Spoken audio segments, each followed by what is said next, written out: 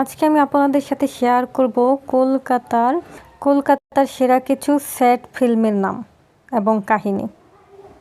তো কলকাতায় অনেকগুলো স্যাড মুভি আছে, ইমোশনাল মুভি আছে, যেগুলো আপনাদের ভালো লাগবে। তো আমি বেশি কথা না বলে খুব অল্পে আপনাদেরকে জানিয়ে দেব। শুরুতেই থাকছে শুভশ্রী আর ঋত্বিকের অভিনয় করা মুভি পরিণীতা। এটা প্রচণ্ড স্যাড একটা মুভি, একটা অল্প বয়সী মেয়ের প্রেমের কাহিনী। তার নায়কটা মারা যায়, সেই মৃত্যুর প্রতিশোধটা কীরকমভাবে নেয় সেটার উপর মুভি হচ্ছে পরিণীতা। একটা কিশোরী মেয়ের আস্তে আস্তে পূর্ণ হয়ে ওঠার মুভি হচ্ছে পরিণীতা। এই মুভিটা ভালো মতো দেখলে আপনি লাস্টে কেঁদে দেবেন। এরপরে স্যাড রোমান্টিক সিনেমাটি হচ্ছে প্রেম আমার। আই থিঙ্ক এই মুভির কাহিনী আপনারা সবাই জানেন। একটা বাউন্ডুলে ছেলে ভালোবেসে ফেলে একটা ক্লাসি টাইপের মেয়েটা তাকে মোটেই পাত্তা দেয় না। লাভ হেট রিলেশনশিপ টাইপের মুভি প্রেম আমার, কিন্তু অবশেষে মেয়েটা ছেলেটার প্রেমে পড়ে যায়। ছেলেটা কতটা পরিশ্রম করলে মেয়েটা তাকে ভালোবেসে ফেলে, শেষ পর্যন্ত কি হয় এটা দেখতে অবশ্যই দেখে বলুন সিনেমা প্রেম আমার। হাইলি ইমোশনাল রোমান্টিক মুভি প্রেম আমার। এরপরে মুভিটি হচ্ছে প্রসেনজিতের মুভি 22 শ্রাবণ। এটা রোমান্টিক মুভি না, হালকা রোমান্টিক সিকোয়েন্স আছে। এটা আপনাকে আপনার জীবন নিয়ে ভাবাবে, একটা মানুষের জীবন কতটা ডার্ক রিয়েলিস্টিক হতে পারে, তার জীবনে কী কী সমস্যা আসতে পারে, এটা খুব সুন্দরভাবে পোর্ট্রে করা হয়েছে 22 শ্রাবণ মুভিতে। এটা আপনাকে একটা লাইফ সম্পর্কে একটা হাইপোথিসিস দেবে। সো আপনার কাছে ভালো সময় থাকলে অবশ্যই দেখে নিন 22 শ্রাবণ। আরেকটা ইমোশনাল রোমান্টিক মুভি হচ্ছে ইয়াশ আর মিমির মুভি গ্যাংস্টার। মুভির কাহিনী হচ্ছে এই রকম যে এই ছেলেটা, নায়কটা কোনো একটা কারণে নায়িকার প্রেমিককে মেরে ফেলে, আর তখন নায়িকা প্রেমিকের রিভেঞ্জ নেওয়ার জন্য এই ইয়াশের সাথে প্রেমের একটা অভিনয় করে, কিন্তু অভিনয় করতে করতে একটা বাস্তব অনুভূতি তৈরি হয়ে যায়।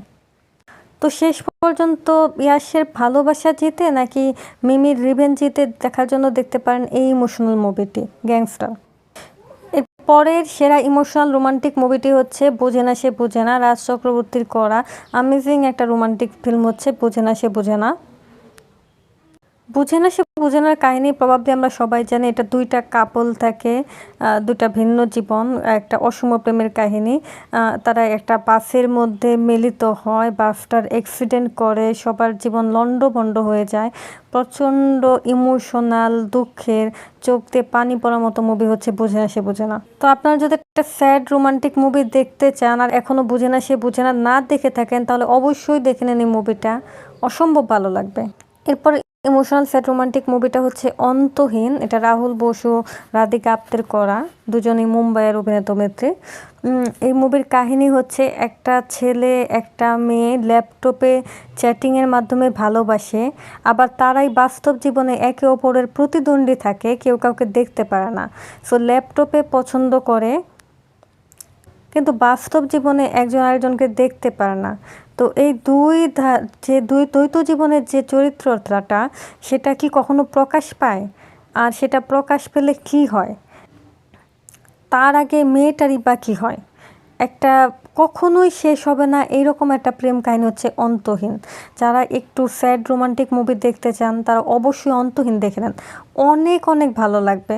আমি অনেক আগে ছবিটা দেখেছি, কিন্তু এটার ফিলিংস আমার মনে এখনও রয়ে গেছে। এরপরে স্যাড রোমান্টিক ছবিটি হচ্ছে কাগজের বউ, পাওলি দাম ও রাহুলের করা মুভি কাগজের বউ, দ্য পেপার ওয়াইফ।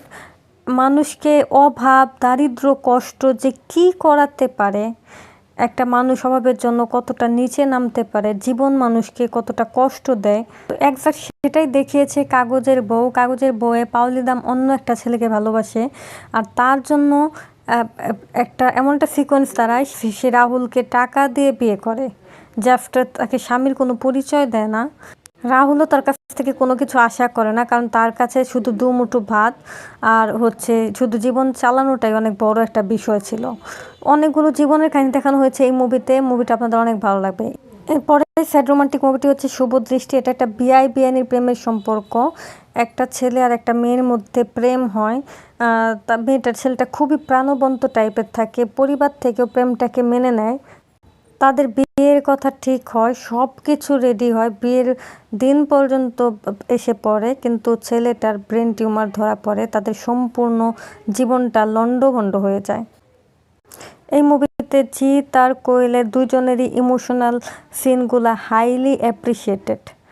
না দেখে থাকলে অবশ্যই দেখে নিন শুভ দৃষ্টি সিনেমাটি। কলকাতার একটি অসাধারণ স্যাড রোমান্টিক মুভি হচ্ছে হারানো সুর। এটা উত্তম সুচিত্রার মুভি।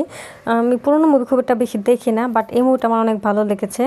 এই মুভিতে এই যে উত্তমের চরিত্রটা যে করেছেন, তিনি একজন বড় লোকের ছেলে থাকেন। তিনি একটা ট্রেন দুর্ঘটনায় তার স্মৃতি হারিয়ে ফেলেন, আর সেই স্মৃতি হারানো অবস্থায় তার দায়িত্ব পড়ে একটা ডাক্তারের উপরে, যার অভিনয়টা সুচিত্রা সেন করেন। তো সেই ডাক্তার চেষ্টা করেন তার স্মৃতি ফিরিয়ে আনার, তাকে সুস্থ করার।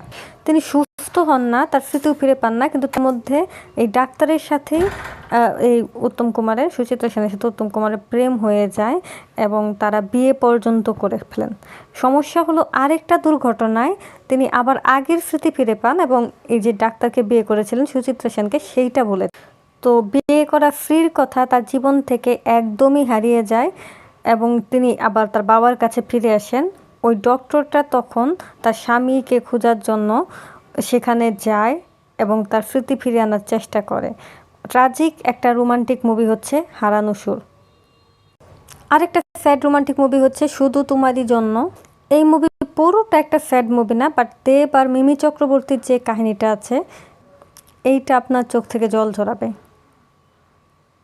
সো দেব একটা মেয়েকে ভালোবাসে, মেয়েটা তাকে সবসময় ইয়ার্কি করে ভাইটু, মানে ভাই বলে ডেকে খেপায়, কিন্তু আস্তে আস্তে এই ভাইটু বলা ছেলেটাকেই সে ভালোবেসে ফেলে। তারা বিয়ের দিনও ঠিক করে, কিন্তু মেয়েটা একটা দুর্ঘটনায় মারা যায়। দেবের বিয়ে হয়ে যায় শ্রাবন্তীর সাথে, যার একটা অতীত সম্পর্ক ছিল সোহমের সাথে। তো দুজনেরই কাহিনীটাই ট্রাজিক, একটা ট্রাজিক রোমান্টিক মুভি শুধু তোমারই জন্য। স্পেশালি দেব আর মিমির পোর্শনটা বেশি ট্রাজিক।